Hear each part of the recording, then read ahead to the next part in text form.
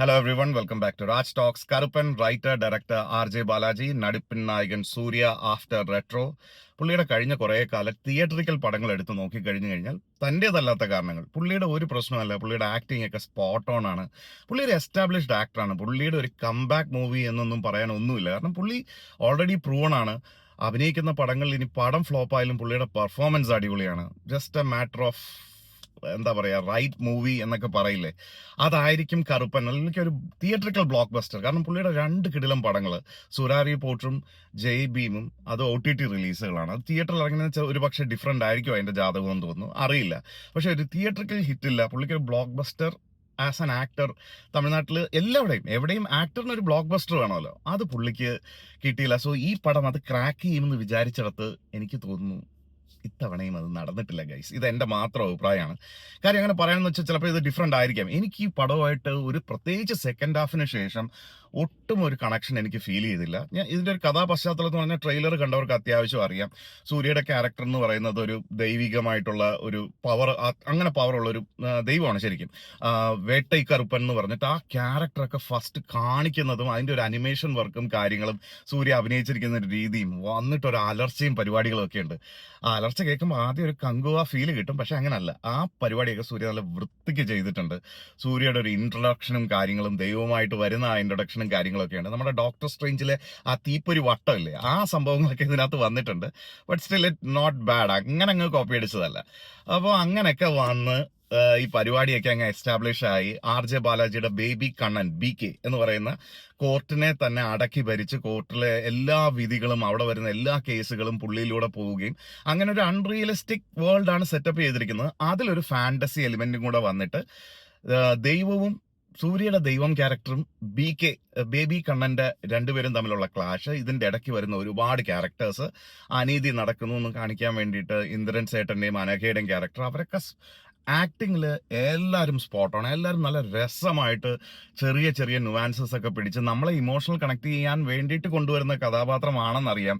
അങ്ങനെ എഴുതുന്ന സിറ്റുവേഷൻ ആണെങ്കിൽ കൂടെ ഇവരൊക്കെ അഭിനയിച്ചിരിക്കുന്നത്. ഇപ്പം സ്വാസികയുടെ ക്യാരക്ടറുണ്ട്. സ്വാസിക ഈ സിനിമയിൽ ഒരുപാട് ഇങ്ങനെ പുറകിൽ നടക്കുന്നുണ്ട്. പക്ഷെ കിട്ടുന്ന സമയങ്ങളിലൊക്കെ പുള്ളിക്കാരിക്ക് കൊടുക്കുന്നതൊക്കെ നന്നായിട്ട് ചെയ്തിട്ടുണ്ട്. പക്ഷെ എന്തെങ്കിലും ഭയങ്കരമായിട്ട് ഈ പടത്തിൽ ചെയ്യാനുണ്ടോ എന്ന് ചോദിച്ചു കഴിഞ്ഞാൽ ഇല്ല. അങ്ങനെ ഒരുപാട് ക്യാരക്ടേഴ്സ് ഇതിനകത്തുണ്ട്. ഈ പടം ഒരു സ്റ്റേജ് കഴിയുമ്പോൾ RJ ബാലാജി പടമായിട്ട് മാറുന്നു എന്നുള്ള ദേഷ്യം കൂടെ ഉണ്ട്. ഇന്നലെ പുള്ളി കരഞ്ഞ് വീഡിയോ ഇട്ടപ്പോൾ എനിക്ക് ശരിക്കും പുള്ളിയോടൊരു സിമ്പതി തോന്നി. ഇന്ന് നേരെ തിരിഞ്ഞു. ഒരു പക്ഷേ എനിക്കറിയില്ല, ബാക്കിയുള്ളവർക്ക് വേണ്ടി ഞാൻ സംസാരിക്കുകയില്ല, ഒരുപാട് പേർക്കും ഇതേ അഭിപ്രായം വരാനുള്ള ചാൻസസ് ഉണ്ട്. സിനിമ കണ്ടവർ തീർച്ചയായിട്ടും അഭിപ്രായം രേഖപ്പെടുത്തുക. ഇനി അങ്ങോട്ട് ഞാൻ പറയുന്നതിൽ ചെറിയ രീതിയിലുള്ള സ്പോയിലർ എലിമെന്റ്സ് ഒക്കെ ഉണ്ടാവും. അപ്പോൾ watch at your own description. അപ്പോൾ എനിക്ക് തോന്നിയെന്ന് വെച്ച് കഴിഞ്ഞാൽ ഇത് ഇവർക്ക് ഈ ഫാന്റസി എലിമെന്റും കാര്യങ്ങളും ഒക്കെ എഴുതിയിട്ട് ഇതിനകത്ത് കുറെ റൂൾസ് ഒക്കെ ഇവർ സെറ്റ് ചെയ്യുന്നുണ്ട്. കുറച്ച് കഴിഞ്ഞപ്പോൾ ഈ റൂൾസ് ഒക്കെ ഇവർ മറക്കുന്നുണ്ട്. എഴുതി വന്നവരൊക്കെ മറക്കുന്നുണ്ട്. അതായത് ദൈവത്തിന്റെ പവേഴ്സ് എടുക്കാൻ പാടില്ല എന്ന് പറയുന്ന ഒരു സ്ഥലത്തു നിന്ന് പിന്നെ ഈ പരിപാടികളെല്ലാം പിന്നെ അപ്പോൾ ഒരു ദൈവത്തിന്റെ ആവശ്യമില്ലല്ലോ, പിന്നെ അത് നോർമലായിട്ട് പെരുമാറിയാൽ പോരെ. അപ്പോൾ അങ്ങനെ വന്നിട്ട് ഈ പവേഴ്സ് എല്ലാം എടുക്കാതെ കുറച്ച് നേരം ഒരു ഫസ്റ്റ് ഹാഫ് വരെ കൊണ്ടുപോകുന്നു. അതിനുശേഷം സെക്കൻഡ് ഹാഫിൽ വരുമ്പോഴത്തേക്ക് ഈ പവേഴ്സ് ഒക്കെ വരുന്നു. ഇനി ലോജിക്കലി എന്തെങ്കിലും ഡയലോഗ്സ് ഞാൻ മിസ്സായതാണോ എനിക്ക് മനസ്സിലാവുന്നില്ല.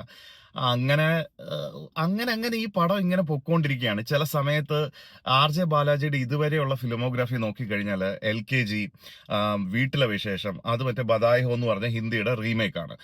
മൂക്കുത്തി അമ്മൻ, ഇതിലും മറ്റേ ഓ മൈ ഗോഡ് ആ ഫിലിമിന്റെ ഒക്കെ ഇൻസ്പിറേഷൻസും കാര്യങ്ങളും ഒക്കെ പുള്ളി എടുത്തിട്ടുണ്ട്. അപ്പൊ അങ്ങനെ ഒരുപാട് സ്ഥലത്തുനിന്ന് പുള്ളി ഇൻസ്പയർഡ് ആവുന്നതിന്റെ ഈ സിനിമയിലും ഒരു സെക്കൻഡ് ഹാഫിന് ശേഷം പുള്ളി ഒരു പർട്ടിക്കുലർ ജിം ക്യാരിയുടെ ഒരു ക്യാരക്ടറിനെ എടുത്തിട്ട് പുള്ളി ചെയ്യുന്നുണ്ട്. ആ കോഡ് സീനും അങ്ങനത്തെ കാര്യങ്ങളും പുള്ളി സ്വയം ഈ സിനിമയിൽ സൂര്യയേക്കാൾ ഒരുപാട് സ്ക്രീൻ സ്പേസ് പുള്ളിക്ക് കൊടുത്തിട്ടുണ്ട്. ഒരു ഡയറക്ടർ ബ്രില്യൻസ് ആണോ എന്ന് ചോദിച്ചാൽ എനിക്ക് അറിയില്ല. അങ്ങനെ കുറെ എനിക്ക് ഈ സിനിമ കണ്ടുകൊണ്ടിരുന്നപ്പോൾ ഇത് സൂര്യ ഫിലിം ആണോ അതൊരു RJ ബാലാജി സിനിമയാണോ, എനിക്ക് അങ്ങനെയൊക്കെയാണ് തോന്നിപ്പോയത്. സോ അങ്ങനെയൊക്കെയുള്ള ഒരുപാട് ഇഷ്യൂസ് ഞാൻ ഈ പറഞ്ഞതുപോലെ ഓൾറെഡി ഒരു ഫാന്റസി വേൾഡ് സെറ്റപ്പ് ചെയ്തിട്ടുണ്ട്. ഞങ്ങൾക്ക് എല്ലാ ലിബർട്ടിയും ഉണ്ട് അതിനകത്ത്, എങ്ങനെ വേണേലും കഥ പറയാം. പക്ഷെ അതിൽ ഒരുപാട് ലോജിക്കൽ ഇഷ്യൂസ് വരുന്നത് പോലെ, പിന്നെ ദൈവത്തിന് ടെറിട്ടറി, ആ ടെറിട്ടറിക്ക് അപ്പുറം പവേഴ്സ് ഇല്ലാത്തൊരു ദൈവം, അപ്പൊ അങ്ങനെ വന്നിട്ട് അതെ, ഊരല്ലേ കാക്കും കറുപ്പൻ, അങ്ങനെയാണ് പൊതുവെ ഈ ഇതുപോലുള്ള ദൈവങ്ങൾക്ക് പറയുന്നത്. പക്ഷെ എങ്കിലും ദൈവമല്ലേ.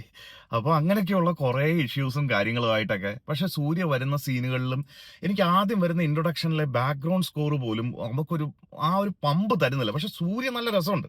സൂര്യ നല്ല രസമായിട്ട് വന്ന ആ ദൈവിക ഫീലും കാര്യങ്ങളും ആ ചിരിയും ആ ക്രൗര്യവും എല്ലാം നല്ല രസമായിട്ട് വന്നിട്ടുണ്ട്. പക്ഷെ ബാക്ക്ഗ്രൗണ്ട് സ്കോർ ചിലടത്ത് സപ്പോർട്ട് ചെയ്യുന്നില്ല.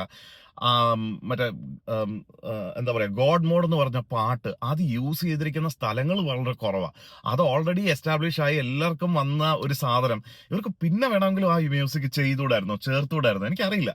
അങ്ങനെയൊക്കെ നല്ല രീതിയിൽ അതിനെ മിസ്ഫയർ ആക്കി വെച്ച് ആക്ച്വലി പടത്തിനെ പിന്നെയും കണ്ടോണ്ടിരിക്കാൻ നമുക്കൊരു ഇത് തരുന്നത് സൂര്യയാണ്. സൂര്യയുടെ ഷോൾഡറിലാണ് ഇത് അല്പമെങ്കിലും നമുക്ക് സഹിക്കബിളായി മാറുന്നതെന്നാണ് എനിക്ക് തോന്നിയത്. ഇതാണ് എന്റെ അഭിപ്രായം. കണ്ടവരുണ്ടെങ്കിൽ തീർച്ചയായിട്ടും അഭിപ്രായം രേഖപ്പെടുത്തുക.